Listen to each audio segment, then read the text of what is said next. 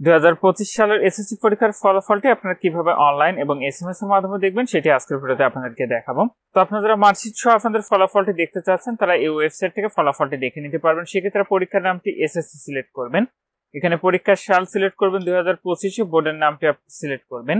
এখান থেকে ফলাফলের ধরনে আপনি একক অথবা বিস্তারিত ফলাফল যেটি লেখা দেখতে পাচ্ছেন এটি সিলেক্ট করবেন। আপনার এসএসসি পরীক্ষার রোল নাম্বারটি, রেজিস্ট্রেশন নাম্বারটি এবং এখানে যে নিরাপত্তা যে কোডগুলো দেখতে পাবেন সেটি এখানে লিখবেন। লিখে ফলাফল দেখুন অপশনে ক্লিক করবেন। সেই ক্ষেত্রে আপনি মার্ক সহ কিন্তু আপনার ফলাফলগুলো কিন্তু দেখে নিতে পারবেন। এবং যে সকল বোর্ডের ফলাফল আসবে না এখানে মার্ক সহ আপনারা আপনাদের স্ব বোর্ডের ওয়েবসাইট থেকে ফলাফলটি দেখে নিতে পারবেন। এবং যে সকল প্রার্থীরা আপনাদের প্রতিষ্ঠানের ফলাফল দেখবেন সেই ক্ষেত্রে এখানে দেখতে পাচ্ছেন প্রতিষ্ঠানের ফলাফল যে লেখাটি দেখতে পাচ্ছেন এখানে ক্লিক করবেন।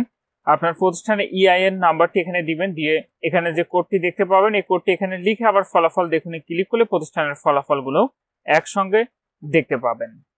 এবং আপনারা এসএমএস পদ্ধতিতে কিভাবে ফলাফলটি দেখবেন, সাধারণ বোর্ডের ক্ষেত্রে আপনারা এইভাবে এসএমএস এর ফরম্যাটটি লিখবেন। প্রথমত মোবাইলের মেসেজ অপশনে গিয়ে আপনি লিখবেন এসএসসি, একটা স্পেস দিয়ে বোর্ডের নাম, আর একটা স্পেস দিয়ে রোল নাম্বার, আর একটা স্পেস দিয়ে পাশের সন। একইভাবে মাদ্রাসা শিক্ষা বোর্ডেরটি দেখবেন আপনারা এইভাবে এসএমএস এর ফরম্যাটটি লিখবেন।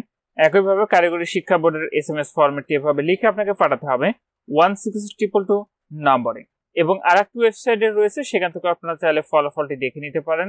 তো দুটি ওয়েবসাইটের লিঙ্কটি ভিডিও ডেসক্রিপশনে দেওয়া থাকবে, আপনি সেখান থেকে খুব সহজে ফলাফলটি দেখে নিতে পারবেন। একইভাবে এক্সামিনেশন এখানে এসএসসি সিলেক্ট করবেন, পাশের সন 2025, আপনার বোর্ডটি সিলেক্ট করবেন, রোল নাম্বারটি এখানে দিবেন এবং রেজিস্ট্রেশন নাম্বারটি দিবেন।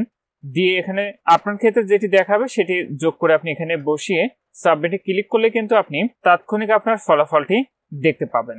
আর যে সকল প্রার্থী আমাদের মাধ্যমে ফলাফলটি দেখে নিতে চাচ্ছেন অবশ্যই আপনারা কমেন্ট করবেন, আপনাদের ফলাফলটি দেখে দিব।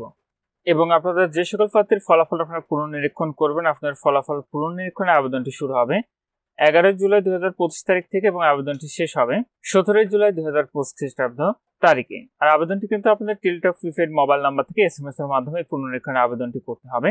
তবে মার্কশিট সহ যদি এবছরের ফলাফল প্রকাশ করে সেই ক্ষেত্রে শুধুমাত্র আপনারা মার্ক সহ ফলাফল দেখতে পাবেন, অন্যথায় আপনারা শুধুমাত্র গ্রেড ভিত্তিক আপনাদের ফলাফলগুলো দেখতে পাবেন।